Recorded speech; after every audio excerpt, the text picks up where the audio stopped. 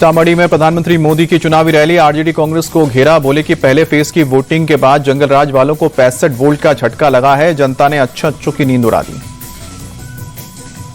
PM ने rally में नहीं चाहिए कट्टा सरकार, फिर एक बार एनडीए सरकार के नारे लगवाए। कहा कि बिहार के हर कोने से एक आवाज आनी चाहिए, कट्टा सरकार नहीं चाहिए।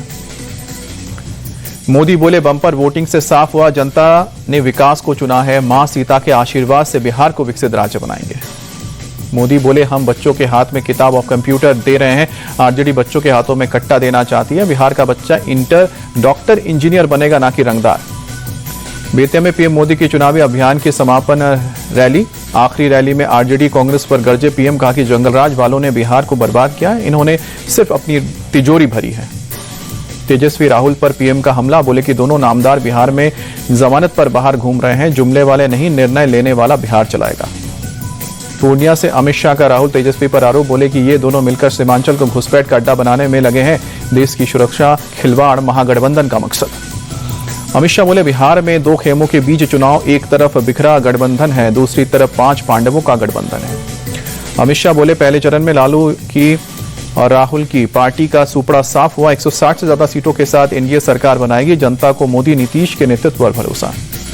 अमित शाह बोले वोट बैंक के डर से लालू और राहुल माता सीता का मंदिर नहीं बनवा सकते, हम उस वोट बैंक से नहीं डरते। मोतिहारी में यूपी सीएम योगी की रैली, विपक्ष पर निशाना साधा। कहा कि जंगलराज वालों ने बिहार के विकास के लिए कुछ नहीं किया, आरजेडी कांग्रेस ने सिर्फ लूटने का काम किया। सीएम योगी बोले आरजेडी के राज में माफियाओं को संरक्षण मिला है, ऐसे माफियाओं का न चुने जाने में फिर से जंगलराज आए, अपराधी जीतेंगे तो सुरक्षा दांव पर लगेगी। कटिहार में प्रियंका गांधी की चुनावी रैली, पीएम को बताया वोट चोर। कहा कि पीएम के साथ सीईसी और दोनों चुनाव आयुक्त भी वोट चोर, ये लोग संविधान लोकतंत्र के साथ खिलवाड़ कर रहे हैं। पहले फेज की वोटिंग पर रोहिणी आचार्य का ट्वीट, बोली कि पहले राउंड की वोटिंग से घबराकर जुमले हिंदुस्तान हथियार पर उतार आए हैं, दूसरे राउंड के बाद तो पक्का दीवार से ही अपना माथा पीटेंगे। बम्पर वोटिंग से साफ हुआ, जनता ने विकसित बिहार और विकसित भारत के लिए मतदान किया, केंद्रीय मंत्री नित्यानंद राय का बयान। पहले चरण में हुई बम्पर वोटिंग पर जेडीयू नेता लल्लन सिंह बोले साफ हुआ, फिर से एनडीए सरकार आ रही है, 20 साल बाद भी इतनी लोकप्रियता, अद्भुत। लल्लन सिंह ने लालू के दोनों बेटों की हार का दावा किया, बोले कि तेजस्वी और तेजप्रताप दोनों हार रहे हैं, आरजेडी 20 साल से सत्ता में आने का सपना देख रही है, जो कभी पूरा नहीं होगा। मुकेश सैनी ने पहले चरण में 80 से ज्यादा सीटें जीतने का भी दावा किया, बोले कि बिहार में बदलाव की लहर है, पहले फेज में महागठबंधन 80 से ज्यादा सीट जीत रही है। कांग्रेस नेता कन्हैया कुमार ने बिहार में बदलाव का दावा किया, बोले कि अगर बीजेपी वोटों की चोरी नहीं करेगी तो बिहार में सरकार बदलना तय। सेकेंड फेज में पहले बिहार में फिर शुरू हुआ पोस्टर वॉर, आरजेडी के पोस्टर में तेजस्वी को बताया अगला सीएम। आरजेडी नेता तेजस्वी यादव ने जीत का दावा किया, कहा कि 14 नवंबर को महागठबंधन की सरकार तय है, इस बार जनता बदलाव के मूड में है। आरजेडी ने जारी किया है हाजीपुर के स्ट्रांग रूम का वीडियो, गड़बड़ी का आरोप लगाया, अलग अलग विधानसभाओं का सीसीटीवी बंद करने का दावा। बिहार चुनाव को लेकर अमित शाह का बड़ा दावा, बोले कि एनडीए को 160 से ज्यादा सीट मिलेगी, फिर से एनडीए सरकार बनना तय।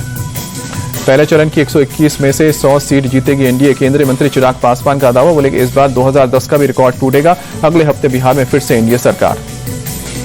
पवन खेड़ा ने पहले फेज के 121 में से 72 सीटें जीतने का दावा किया, बोले कि 72 सीटों पर महागठबंधन को स्पष्ट बहुमत है, चुनाव आयोग ने जरा से भी गड़बड़ी की तो देश उन्हें माफ नहीं करेगा। जेडीयू नेता नीरज कुमार ने पटना में लगाई प्रदर्शनी, लोगों को लालू के जंगलराज की याद दिलाई। बिहार के सीमांचल में मुस्लिम वोट की लड़ाई तेज, चुनावी रैली में कांग्रेस नेता इमरान प्रतापगढ़ी ने ओबीसी पर निशाना साधा, बोले ओबीसी तेलंगाना में कांग्रेस के लिए दरी बिछा रहे हैं। इमरान प्रतापगढ़ी को एमआईएम का जवाब, कहा कि मैडम के कहने पर इमरान सीमांचल आए, वो उन्हीं के कहने पर उठते बैठते हैं, इमरान मदारी के डुगडुगी पर चलने वाले बंदर हैं। तेज प्रताप के नाचने वाले बयान पर आरजेडी नेता खेसारी लाल यादव बोले वो मेरे बड़े भाई हैं, उन्हें जवाब देना जरूरी नहीं है, मैं किसी का अपमान नहीं कर सकता। एलजेपी सांसद शांभवी चौधरी की 2 उंगलियों में स्याही लगने के मामले पर डीएम की सफाई, कहा कि मतदान कर्मी ने भूलवश दाहिने हाथ में स्याही लगा दी थी।